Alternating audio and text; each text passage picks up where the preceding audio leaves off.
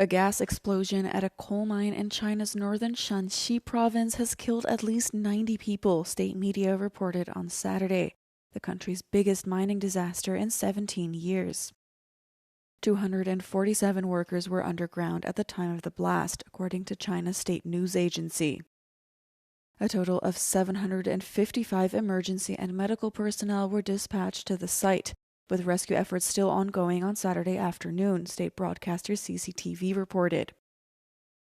123 people were sent to hospital for treatment, 4 of whom were in critical or severe condition, CCTV added. Of those sent for treatment, 33 had returned home as of 2 p.m. on Saturday. President Xi Jinping urged all-out efforts to treat the injured and called for thorough investigations into the incident.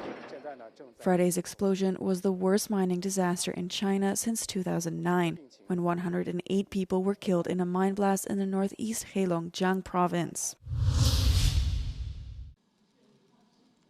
The European Union has signed a revamped trade deal with Mexico as part of efforts to expand its influence in Latin America, shortly after the Mercosur Pact entered into force. Mexican President Claudia Sheinbaum was joined by European Commission President Ursula von der Leyen and European Council President Antonio Costa for a summit in Mexico City to sign the deal. The goal here is simple. We want to create even more jobs and value on both sides. With swift ratification, tariffs on virtually all Mexican agri-food exports to Europe will disappear. Imagine the opportunities. European companies, drawn by Mexico's talent and dynamism, already support more than 5 million jobs here, and there is much more to come. The economic partnership reflects efforts on both sides to reduce their dependence on the U.S. and on China. The deal strengthens the EU's diversification strategy by updating a 20-year-old agreement that had already eliminated tariff barriers on bilateral trade. 2 young French boys aged 4 and 5 were rescued in Portugal this week after they had been abandoned on the side of the road by their mother, with nothing but backpacks containing some food and water.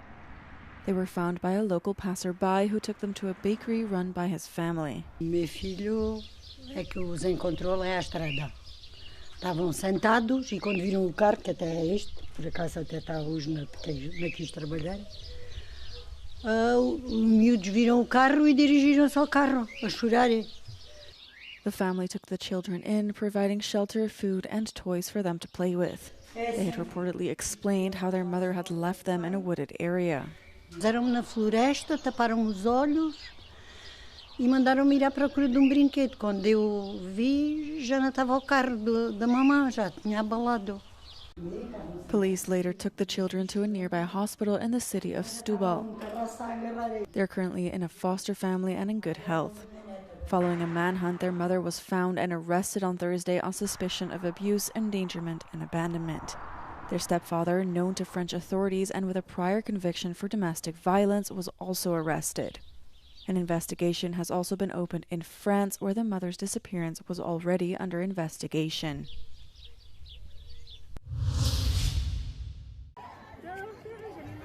People set fire to an Ebola hospital in the Eastern Democratic Republic of the Congo after relatives of a young man thought to have died from the virus were not allowed to take his body away for burial. Medical staff at Rampara Hospital refused on the grounds that the body was highly contagious and would have to be buried under a special protocol. A healthcare worker was injured by a stone thrown by protesters before law enforcement intervened. The parents of the victim believed that he had died from typhoid rather than Ebola, and that burying him would not have posed a risk. The attack reflects challenges authorities face while trying to curb the virus by using measures that might clash with local customs, such as burial rites. Rampara Hospital lies near Bunia, the epicenter of the Ebola outbreak, which has reportedly killed more than 130 people so far.